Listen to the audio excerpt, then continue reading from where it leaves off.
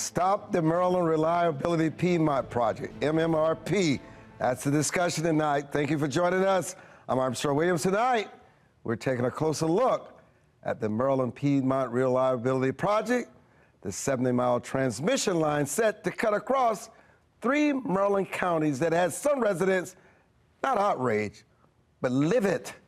Fox 45 Jeff Abel has a closer look, not at the controversy, but the craziness that's going on in the state of Maryland. Governor Moore, you are a coward. At public information sessions, opponents to a proposed transmission line were targeting their anger at the governor. Now, you can draw your own conclusion about our governor, but my thing is, you know, the silence speaks volumes. I mean, is he being promised something? Is he getting something? I mean, he's not looking out for the people of this state. The proposal would cut a 70-mile trail through Baltimore, Carroll, and Frederick counties. Property owners could lose land under eminent domain laws in order to build high-voltage towers, which would deliver electricity to the state of Virginia. The prospect has property owners pleading for the governor's help. You are a coward for attempting to line your pockets with our land. Governor Wes Moore responded. In a statement, he wrote, "I share grave concerns about how the study area for this project was determined, the lack of community involvement in the planning process, and the lack of effective communication about the impacts of this project. In the coming days, I will ask leadership from PJM Interconnection and PSEG, the companies in charge of the project, to meet with me to discuss serious reservations about how this process has been conducted thus far and the type of engagement I expect with our communities." I think it's a step in the right direction, and I think this is at least the governor acknowledging and engaging in this fight, and now it's time for him to really stand with us, stand with the citizens, and stand with Marylanders rather than to sit on the fence. And anything the governor does to add scrutiny, to ask questions, and to get better information on this project, again, is very welcome. Opponents of the project call the governor's comments encouraging and hope the next step will be an all-out statement of opposition. We hope the governor takes some time to really dig into those details and then comes out more forcefully on the side that this project must be stopped and must be stopped soon. Jeff Abel, Fox 45 News. Joanne Frederick is president of the board to stop MPRP. Thank you for joining us. Share not just the story behind the formation of Stop MPRP, what were the initial concerns that brought the community together? And did the governor give you any comfort in what you heard within the last 24 hours from him? Sure. I'll start with the last question first. And yes, we do feel comfort with the governor's statement in the last 24 hours and welcome additional statements. The genesis behind the organization is a text message from a neighbor on the evening of July 7th saying, "Did you know about this?" And this was taking out 5 acres of land on just my grandparents' land and extending for 70 miles. So went to the first meeting the next day, and there was hundreds of people standing in the sun trying to get into a very much too small building.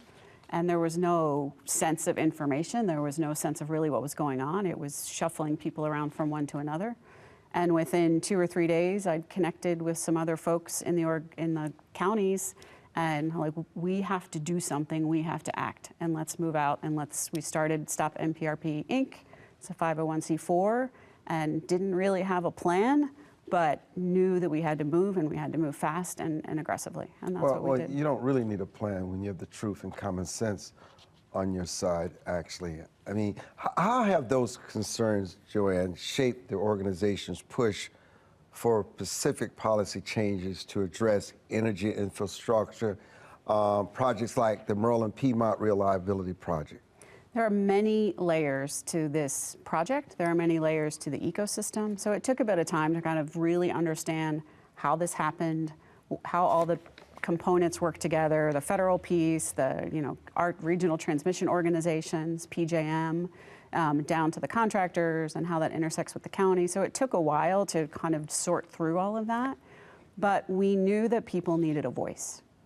And that was really the most important thing, to start an organization that would represent the landowners, the farmers, the homeowners across the 3 counties. There wasn't an organization that really specialized in that. Plenty of great organizations that did little pockets of little single issues, but this was different.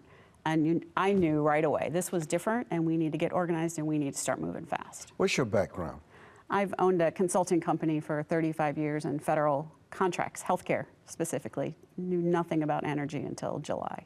You know, Mark, how does the Maryland Piedmont Reliability Project fit within Maryland's broader energy landscape, and what challenges or gaps in state and national energy policies does the project highlight in terms of balancing infrastructure needs, environmental protection, and community impact?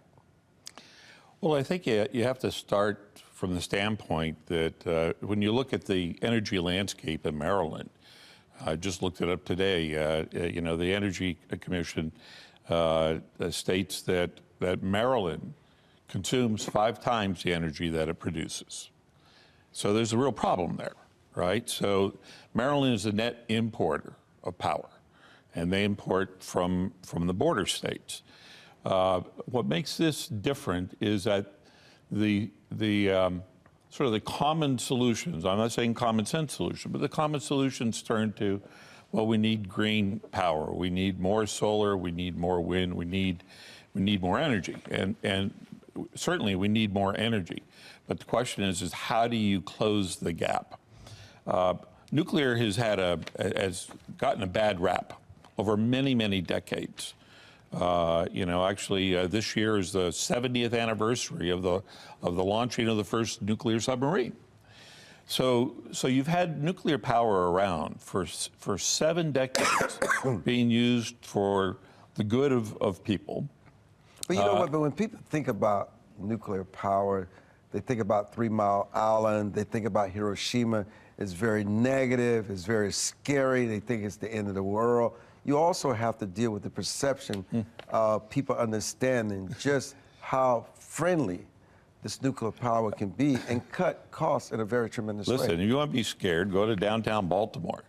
All right? In the life of nuclear power, there have been a total of 34 lives lost. And people know them. One of them, actually, I was surprised to learn, it was 3 researchers in a small power facility in Idaho in 1961.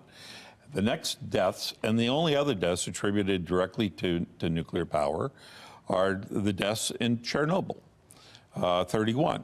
So across the 7 decades of nuclear power being in and around our midst, you've had a total of 34 people die. So ask yourself the question, would you feel safer next to a nuclear power plant or walking in a major city in the United States like Baltimore? And that begins to just, it's the tip of the iceberg, because certainly people need to become better informed. And look at my entry into this came in the roundabout fashion, much like many others. You wake up one day and you find out there's a project that's going to go through your backyard. You know, I've got a small farm in northern Baltimore County, and suddenly it's like, I know a lot about power, I know a lot about technology. I had no idea what was going on within, you know, the sort of the energy crisis side of things until this. What is the state of Maryland's electric power? Is it properly managed? Can it be done better, make it work more efficiently for the people? Well, I think part of the answer is yes. I mean, Calvert Cliffs was originally going to be a new 3-reactor design. Right. You only built 2 of the reactors. There are technologies today. Nuclear power doesn't come in one size. Now, it was often the case that you know, that every nuclear power plant was like manufactured specifically for a given location and so forth. Today, there are designs on the table that start at microreactors that are literally something that'll fit in the, you know, in the back of an SUV, moving through what are known as small modular reactors that can be brought in on trucks and on rails. They're very compact design. 300 megawatts. What does that represent? Well, 300 megawatts is enough to light up the homes of 160,000 Marylanders. And then you move to the large facilities. And by the way, if you wanted to stop, close that gap sooner than later, The easiest thing would, at this point, be to add a reactor to Calvert Cliffs or maybe one of the other 2 sites in the state and build there. Start to scratch, even with today's morass of the regulatory environment. You could have that done. I've talked to folks from the Federal Energy Resource Commission and others. You could do that in 5 years or less. Well, you know, so before you raise that point, you know, I'm sitting here thinking about BG&E. I'm thinking about Exelon, and I also think about creative tension. You know, these companies, these gas companies, really don't want competition, because if there's not competition, it's the everyday consumer who gets hosed and exploited. It's a regional system, though. That's the thing. Here in Maryland, we don't do a good job, in my opinion, of coordinating the 4 utilities we have here to work together to come up with those optimized solutions that could be on the ground here in Maryland. The regional transmission organizations have one tool in their toolkit, and that is let's run wires, let's run transmission, where by Department of Energy's own admission, the current transmission grid across the United States is only working at 50% of its capacity. So we could double what's happening today by just applying a different solution instead of new transmission. But new transmission is very lucrative. Big contracts, guaranteed rate of return. So the optimization solutions, Mark mentioned, kind of grid technologies, they're not the first solution because it's not as lucrative for the public utilities and the transmission companies. And you're right, we pay that price. All Marylanders will pay for the construction of this, you know, abomination that is the MPRP, and will pay forever for the power that will be sent down that line. Yeah, and for full disclosure, you work for Sinclair Broadcast Group. I work for Sinclair. I work actually, I'm the president of the Innovations Group, so I'm a technologist by trade. But you know, one of the points that I was going to make is that, you know, your viewers may not fully understand that what this, you know, what's this MPRP to begin with. But before you get into what is it to begin with, because I don't want to interrupt you in the middle of your explanation. Let's just take a quick break. No, it's our show. Let's take a quick break, and we'll be back. I'm Armstrong Williams. I'll be back with Joanne and Mark. Don't go away.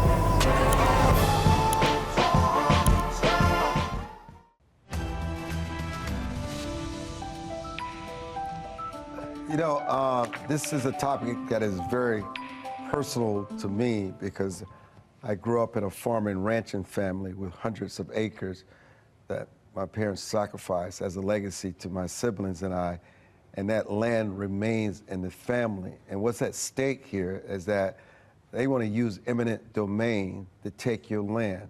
They want to operate in the dark and navigate, and all of a sudden they tell you, you got to find somewhere else to live. I mean, that's like a declaration of war.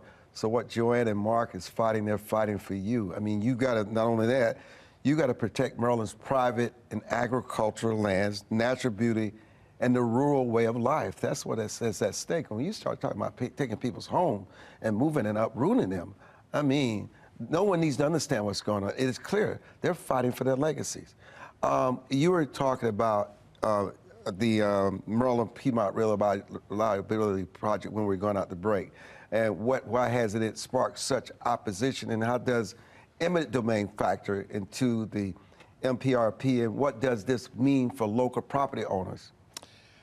Well, you have to come first to an understanding that Maryland has nothing to benefit out of this from the economics, except to pay for it. Think of it as a 70-mile-long extension cord. You've got a nuclear facility in Peach Bottom, Pennsylvania, that effectively has been contracted its power down to Loudoun County for the purpose of these huge data centers. And so this line is strung as it literally is an extension cord to deliver Pennsylvania power to Virginia with a route through Maryland. You know, what are we to benefit out of it? Well, the idea that eminent domain is one of the many ways that they can go about to clear the right-of-ways and create new right-of-ways. By the way, you go up to northern Baltimore County, you'll see that there are transmission lines strung, I won't say everywhere, but you drive down Old York Road and you know, you're going to cross half a dozen of these high-power lines that are delivering power from one state to another state through Maryland. And there are lots of solutions on the table. You know, I talked about not all nuclear facilities are the same. And yeah, like I said, you literally have these reactors that can be delivered by a truck and put down. And 3 of them on a tractor trailer. You can, entire communities can be powered. Large regions can be powered by these. So there are these solutions that, I mean, imagine that lighting up, 20,000 homes right there.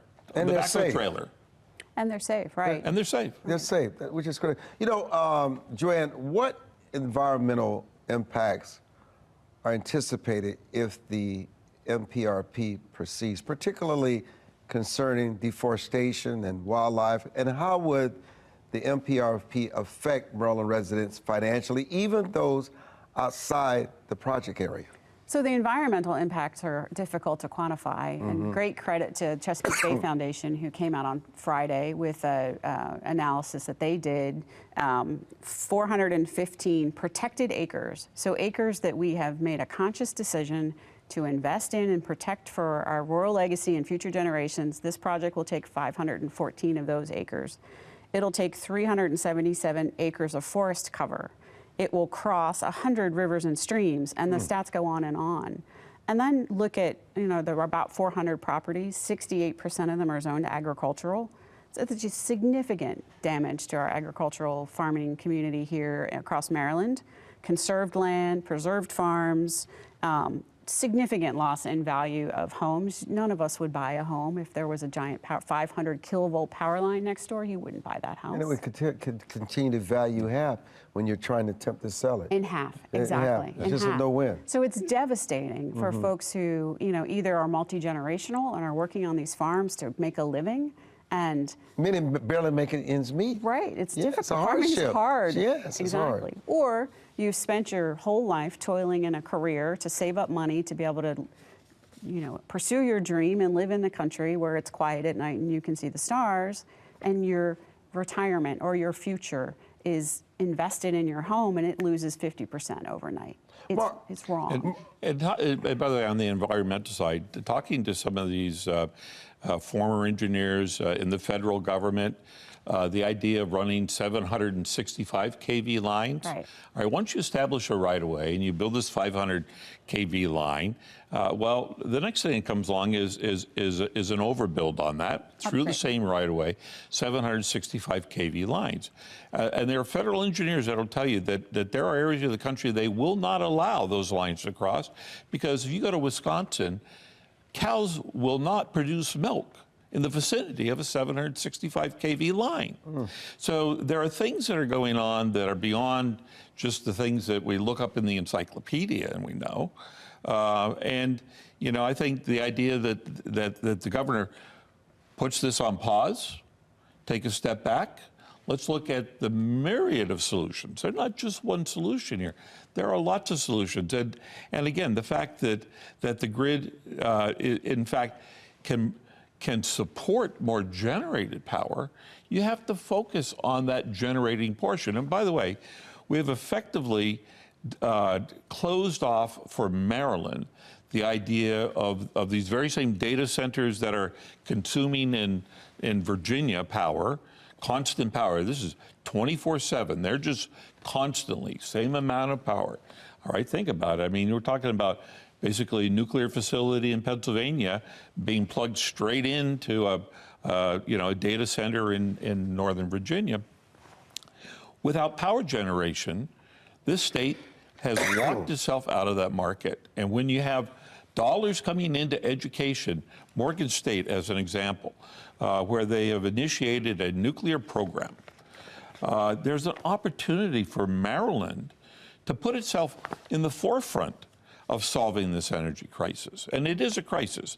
The scare tactics certainly, are useful for these folks. As soon as it's sort of like the secret's out of the bag, the first thing that comes out is, well, there's going to be rolling blackouts and there's going to be brownouts and so forth. And those are a reality in the future if you don't solve the energy production side of the equation. And so that's why, my focus as a technologist and the conversations that I've been having with folks in and out of the government is really about take the step back, sit around, and find the right solutions that fit, rather than forcing, plug in here so you can pull down here. Rather than doing that, look at the grid, re-architect the grid. Folks like Senator West of the state have proposed restringing these transmission lines. Right. You can double or triple the capacity of existing lines by simply stringing new copper with modern materials. So there are tons of solutions that are available. This isn't a one does all, but I think given so a chance. Let me ask Joanne. So what specific concerns have been raised by farmers and this agritourism businesses? So farmers, they run combines. You don't want to run a combine under a 500 kilovolt line. And as many times as the New Jersey contractor can say, don't worry, farming is conducive to this kind of power, they're not farming under those power lines. It'll destroy infrastructure that's put in place to water livestock. They'll clear cut this land. So there are plenty of organic farms will lose their organic status because of the herbicides and pesticides that'll get sprayed on the land. The compaction during the construction process, I've seen a report that it's 5 to 7 years before you can even plant anything again. And then from an agritourism perspective, there's several just beautiful agritourism farms. And do you want to take your child out to pick a Christmas tree or a pumpkin if you're standing under a 500,000 kilovolt power line? It'll just destroy some of these businesses. And again, these are people's dreams that they spent their lifetime working towards, saving towards, making happen, and then just like that, it can go away. It's maddening. And multi-generational. Many of these are multi-generational. They've been handed down from great-grandma and pa to, on down through the hands of folks who are still making a living today. And I think, I think the number of Americans that are involved in agriculture, it's 0.6% of the population. Right. So, this is a prized possession for all of America, not just for Marylanders, but it becomes very personal when it's your backyard. Joanne, can you describe the specific grievances the community has with the proposed MPRP, and if it's allowed to proceed? And listen to the governor now. He's clearly said he does not see a path moving forward. What are some of the community level impacts and statewide ramifications?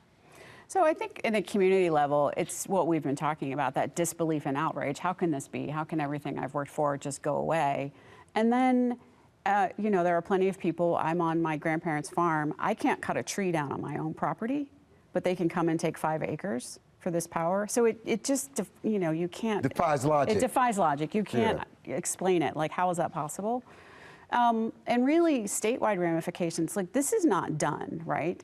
There are 117 new data centers being planned for Loudoun County. They need 70 megawatts each. And Virginia doesn't have the power, and we're not making the power. And the only place that it can come from is Pennsylvania, who has, quite a bit of it. So if we allow this line to happen and allow this precedent to be set, they're coming again. And they're going to continue to upgrade and continue to, and the demand is so large that Baltimore County will be a field of transmission lines, and we have to. It would transform the state. It would ruin the state, quite honestly. I mean, I grew up here, right? This is home, and it would ruin the state. And it's maddening because we know there are other alternatives. So Mark, how does the Maryland-Piedmont Reliability Project reflect the broader energy dynamics in the state, particularly in terms of ensuring grid reliability and addressing Maryland's dependency on energy imports for neighboring states? Well, let's take it from the standpoint of the consumer, right? I mean, so what has happened with these data centers, as an example? They're bidding directly on power. So you have a spot market that's been created, and you know, capitalism, supply and demand. Well, they're the first to arrive. They're the first ones to make the bids. They're the first one to bid on power, and the winner. They're bidding on power, so it's not going to the lowest, you know, to the lowest bid. It's going to the highest bid. Well, when you know, Joe and Mary consumer come along and they're consuming power. Well, the power that's being purchased for residential purposes is being driven upwards with that as well. We just saw this this last, 3 or 4 months ago. We saw a 20% increase in the rates that are being applied. You know, I'm paying now, you know, 10.9 cents per kilowatt hour. I used to pay 8.9. So that trend is going to continue to not just go, you know, continue to climb. It's going to climb exponentially, right, without new sources of energy coming online. Now, and it's homes and businesses and like it's impact all across. Oh yeah, well, 31% of the state's electricity is consumed by residences. Hold that. We're going to take a break and come back with Joanne and Mark here on Your Voice, Your Future.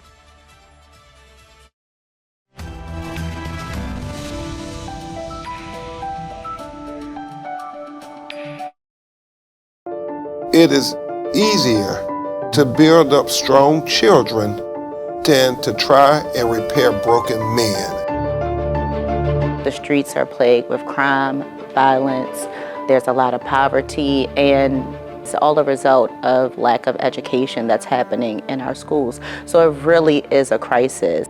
We come from very different political perspectives, but we've come to the same conclusion. And that is, there is a crisis in the classroom. Children are being deprived of quality of life because they're being deprived of a good education. We must solve this problem. It's incumbent upon all of us to join hands together to get this done. We can't afford to wait one more day before we address these issues, because every day we lose another child. Let's stop the politicking. Let's stop the games. Let's really do something to give these kids a real chance at life and being a part of that American dream. We need accountability for funding. Many of the districts where you're seeing very low test scores, you know, students graduating with very low literacy and math comprehension rates, they are receiving a lot of funding. So where is the money going where our kids aren't being adequately educated? If you believe every child is deserving of a quality education, please go to educationjusticefoundation.com.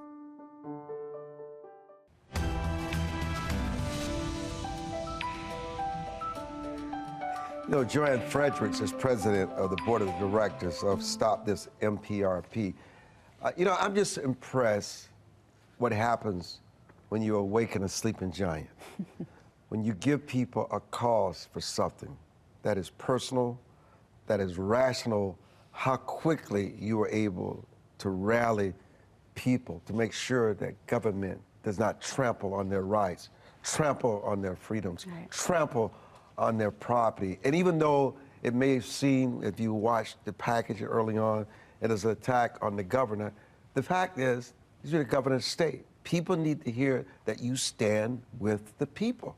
Right. And this is just an outrage. And given the public outcry against the Maryland-Piedmont Reliability Project, Joanne, how can the state strike a balance between addressing community concerns and advancing its sustainable energy development goals to meet future energy demands? So we put together a kind of 4-phase plan to get from here to there. So here's the bottom line. No one saw ChatGPT coming and the proliferation of data centers. So at a certain point, we have to say, to Mark's point, just push pause on this, because we are running down a track of using century-old solutions for a modern problem, and that doesn't serve anyone. So how can we put some short-term fixes in place, optimize what we have, get our 4 utilities to work together, to optimize all the generating assets in the state, all the transmission assets, all the distribution assets. Let's get this working as well as it can work. Install new technologies, grid enhancing technologies, all of those pieces. That's step one. We should not build another transmission line until that is done. Across the nation, really, but my concern right now is obviously Maryland. And then from there, solve the generation problem. We have a generation problem. To Mark's point, we can't compete for data centers when we don't have power to power them. And adding them is going backwards. So instead of fixing more supply, we're adding more demand. We all learned in economics that doesn't work for very long. And then what is our future? What should that look like? And there's all this distributed energy technology, resources to really, in a better way, increase reliability and resiliency on the grid. So instead of having a bunch of big power lines going from a few places to a few places, let's get the energy generation distributed in the communities, connect with these small modular reactors for the areas that need a lot of power. And that's resiliency and redundancy. When you have areas, if one area gets hit by a storm or something goes wrong and we can divert power over a short distance to fill in that gap, that's resiliency. Resiliency isn't another 500 kilovolt or 765 kilovolt. We know they'll come back to upgrade that. That's all going and coming from the same place. That doesn't protect our future. That's not safety for future generations. So we know there's a better way to do this. Mark, what alternatives approaches can Maryland consider to meet its energy reliability needs while respecting community and environmental concerns? And it's something else you alluded to early in the conversation. You know what? If this is an issue in Maryland today, it's going to be an issue in another state tomorrow. It is. The governor of Maryland, Wes Moore, who I have a lot of respect for, who I believe is reasonable, and when he looks at all the facts, what he said earlier does not surprise me, and because I do know he cares about the people of Maryland. But the governor could be at the forefront leading this, Mark. No, absolutely. Look, there's a place for every form of energy that's out there. A well-designed approach would take into account solar on a property, right? But the problem with solar on a property is particularly in this particular area of the country, it only provides about 1/6 of the power on a 24-hour basis. So you have this peak component. It drives the need for battery storage, and battery storage is definitely improving and getting more and more economical. But declaring nuclear as a green alternative is one step. Just to juxtapose some sizing here. People nominally know Calvert Cliffs. It's seated on a few tens of acres of land along the coast. Well, to create the same amount of power on a consistent basis with solar requires 111,000 acres of solar and battery storage. Because again, peak solar generation is one thing, but these data centers need consistency in power. And so taking into that, there's green hydrogen approaches, which has not been largely commercialized, but it's largely because nobody has brought that to the forefront as part of the solution. So it's knitting together the things that we already know we have, taking the initial steps to solve the peak problem right now. As I said, drop in a facility at Calvert Cliffs or someplace else in a minimal amount of time. And by the way, these small modular reactors, if you begin to commercially deploy those in larger numbers than 1 or 2, suddenly the economics of small modular reactors begins to align with that of gas-powered generating facilities. So you can't keep shutting facilities down and go forward. You have to find a replacement for that energy quotient, and it's not any one approach, but multiple approaches. So, Joanne, how significant is Maryland's dependency on energy imports, and how does it impact the state's energy reliability and sustainability goals? So we talked about Maryland as a net importer of 40% of our power now. It's getting worse. And we have kind of green, clean energy goals, which are fabulous. But the coal-fired power plants that feed the grid, the pollution doesn't stay where those coal-fired power plants are. It roams around. So we have to look at a state level, and then we have to look at a broader area.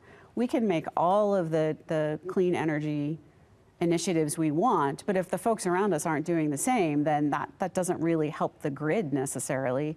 It might make us feel good about what we're doing, but if the downside of that is we're going to take 477 acres of protected land, or it's how do you balance those two things together? And I think it's courage to step up and say, okay, the ecosystem has changed.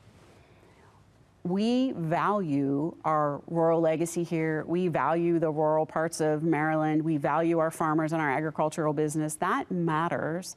So can we get leaders together in a room and figure out how to knit the solutions together, like Mark talked about, and get us to the good place to create clean, green energy in the future, but do it rationally based on facts, not based on dreams. Could increasing investment in localized distributed energy solutions, Mark, help reduce the need for large-scale transmission projects like the MPRP? And do you think Maryland's current energy policies adequately address community input and environmental protection, or is there much more room for improvement? Oh, well, there's room for improvement in terms of the legislative side of things. All right, what do we allow?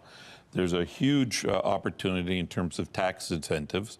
When you look at a typical comparison of energy sources, a levelized cost of energy quotient, well, it doesn't, atomic nuclear gets a bad rap because there aren't incentives. There are huge incentives for solar. So you have an artificial inflation, if you will, of relative costs associated with that. So yeah, that's a part of it. And then the idea of a distributed energy grid. So 3 of these SMRs, right? We saw, one of, representation of one of being brought in on, I mean, they're large. They're large in the sense of tractor trailers rolling down the road or railroad cars delivering those. But at the same time, 3 of those reactors would provide all of the power required for Baltimore County, for Frederick County, and for Carroll County. So those 3 counties that are affected by this power line, for a cost of a few $1 billion. By the way, there are policy changes as well. I mean, you and I can't go out and just build a nuclear facility because we want to. There's a huge amount of red tape today. That red tape needs to be cut through. And by the way, that's exactly what's going on in Texas, for example, where at a state level, you've got a drive to bring online nuclear facilities quickly. Texas wants to take the lead in data center business and so forth. So, as you just said, I mean, there's a real opportunity for Maryland to springboard into the forefront of national policy by redirecting its efforts to look at all the resources we have and organize those puzzle pieces in a much different way. Joanne, what role should local communities play in shaping energy infrastructure projects, and how can policymakers ensure their voices are heard? And what lessons, and you certainly have been on the forefront of this, can be learned from Maryland's handling of the MPRPs that could inform national energy policy in infrastructure planning? And then also, how can we address the growing tension between the urgency of building renewable energy infrastructure and respecting private land rights? I'm convinced we don't have to take any private land to fix this problem or the future problems. We just need to put our ingenuity and our innovation together and figure out the answers. That's the challenge ahead of us, or the opportunity ahead of us. I think what we've learned here, what I've learned certainly, is pay better attention.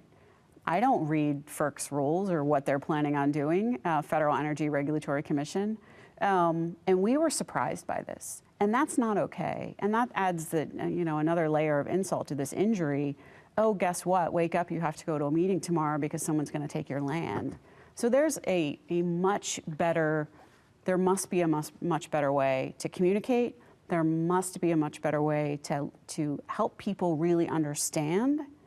And transparency and data and truth is paramount to that. There are still questions that we've asked of the New Jersey contractor to say, please explain, is this project really needed? And we get it's decrease in energy production and increase in energy demand. As if you're not going to do your homework. Right, yeah. exactly. It's insulting. Yes, really insulting. We're going to take a break. We'll be back with Joanne and Mark after we pay some bills. Your voice and definitely your future. As a home buyer, you need a lender who cares about your home ownership dreams. United Security Financial has been helping families secure their dream homes for 30 years. We're a national fair practice lender that provides affordable mortgages and low down payment programs to eligible home buyers. To learn how United Security Financial can help you secure your dream home, call 1-800-373-4186.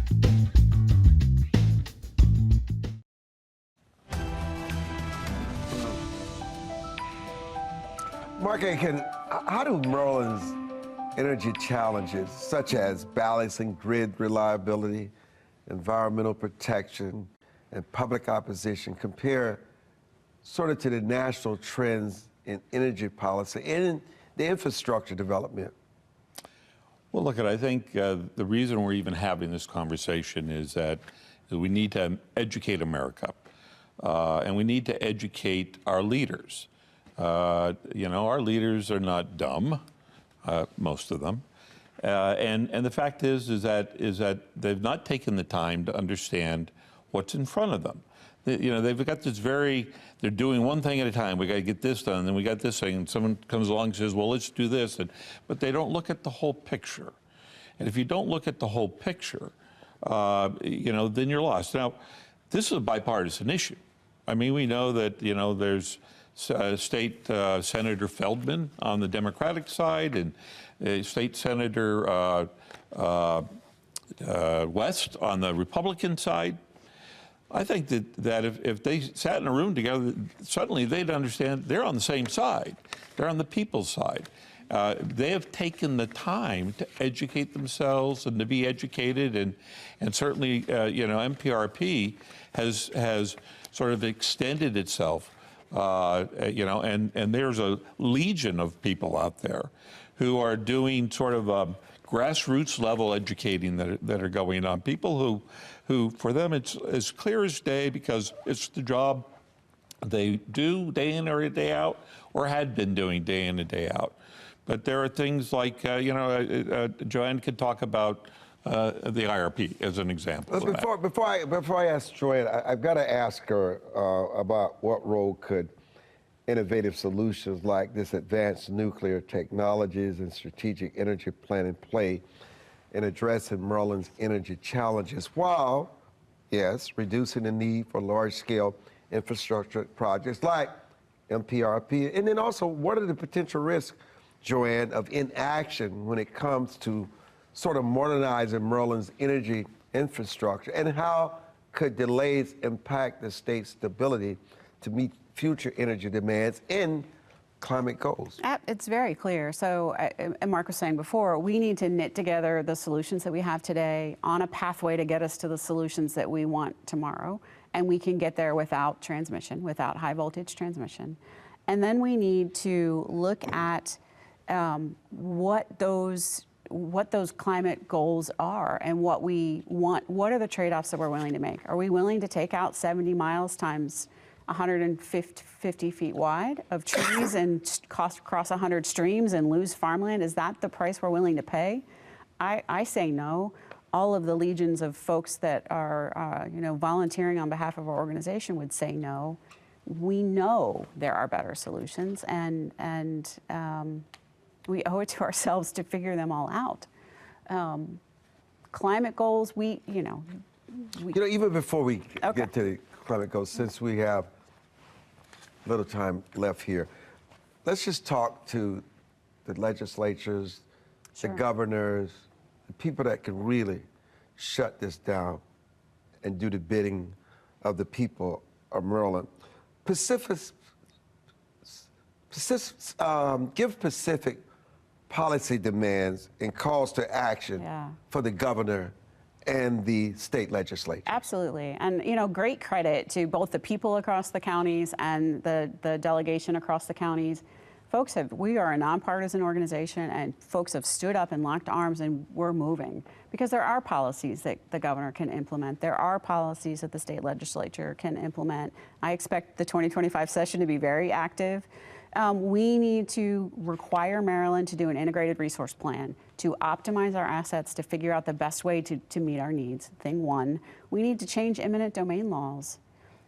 Eminent domain should not apply to conserved and preserved land. One would question if it should apply at all, particularly when there are other solutions in play. We are relying on donations from volunteers to fund the legal battle to save our own land. So there should be laws that say if you are faced with a fight like this, there's a fund to reimburse the folks or a fund to pay for those legal fees. It's hundreds of thousands of dollars. And they can't afford it. And people can't afford that. No.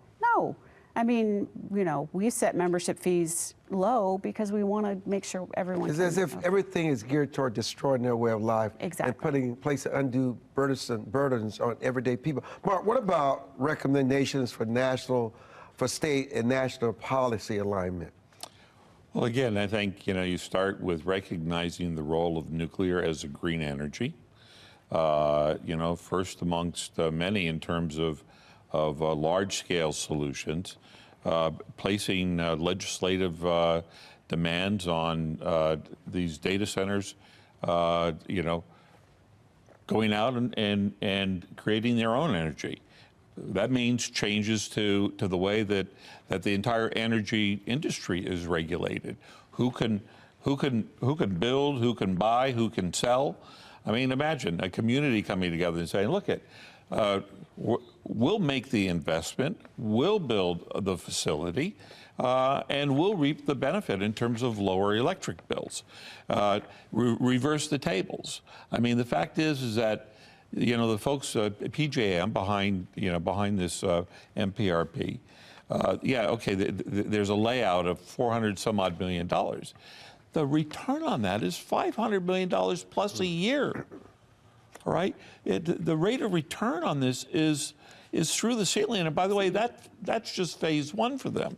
Give them the right of way and 765 kV lines, and suddenly you're doubling that number. Forever. So the fact is, let communities, let them have the possibility of at least putting on the table solutions that. Look at the solution in Parkton is different than the solution in Frederick is different than the solution in Baltimore. But there are solutions that fit all of those. And we're just saying, this integrated policy generating, activity is about put all the pieces on the table. What fits where? It may look like a game of chess, but, smart people who study the game know how to win the game. We want the governor to win the game. We want our state senators and House members to win the game so that consumers win in the end. Right. Your final thoughts. I am so proud of the people across Maryland, really, that they have stood up. They've answered every call to stand up and be clear. And we have hundreds of volunteers working hard every day and asking for more to do. This has shown that we can stand together. And it is people over politics, it's good policy over politics, and it's doing what's right, not only for this generation, but for all the future generations ahead of us. And I am so proud to be a Marylander, and none of us want this issue, but the silver lining in this cloud is we can make this better, and we're standing together until we do. But we also, Mark, as you give your final thoughts, is remind people this is only the beginning, not the end. Oh, yeah, This is a long, protracted battle. Yeah, this is, and like I said, this is about the future. All right, in the future, you know, we just last weekend we were, you know, visited Mount Vernon, and we were reminded of what people have been willing to put on the table for the good of a nation. And I think that that's really what the call to Marylanders is we're looking for the good of the nation. Yes, it starts local, but it goes beyond local. And look, I was surprised in looking at some of the polls that were done by WBFF a month or so ago in calling the offices of legislators, members of the House, members of the Senate, and I think I counted 60 people. There are 60, members of our legislative government that are in alignment around this. Right. So the governor ought to be able to easily move this forward into an open conversation, and form something the state doesn't have. Right, this integrated resource plan is something that looks at, it's the 5-year, 10-year, 20-year plan, and and plots it out as a unified set of goals, and not just one thing here, something else there. You know, I want to say that as not only as the moderator of this platform, but as a broadcast owner and an owner of the Baltimore Sun, you know, the media has a huge role. Yes, it does. In this process, because we really are the voice for the people. You're the gatekeepers. Yeah, we're the gatekeeper. And we're in bed with no politician, left or right, Democratic and Republican. We're in bed with just the facts, the truth. And I can promise you that the Baltimore Sun, and I can also say Fox 45, we will bring out the hounds of purgatory or whatever is necessary until the people are put first and not last. And you make decisions in this state that impact generations to come. People are burdened enough. They feel like government is against them. They want government to work for them. And when you talk about eminent domain, taking away their land, that is a non-starter in Maryland and anywhere else. Those are fighting words, but we don't have to fight. Right. We can come together and make it better for the rest of the country. And America, Maryland is not just fighting for Maryland. Right. They're fighting for every state in this country. And I cannot thank Joanne and Mark enough for joining us. And I can tell you, the sun will continue to rise and the fox will continue to trout on this issue. I'm Armstrong Williams. Thank you so much for joining us for this edition of Your Voice, Your Future, right here live at the WFF Fox 45 studios in Baltimore, Maryland. Good night, everyone.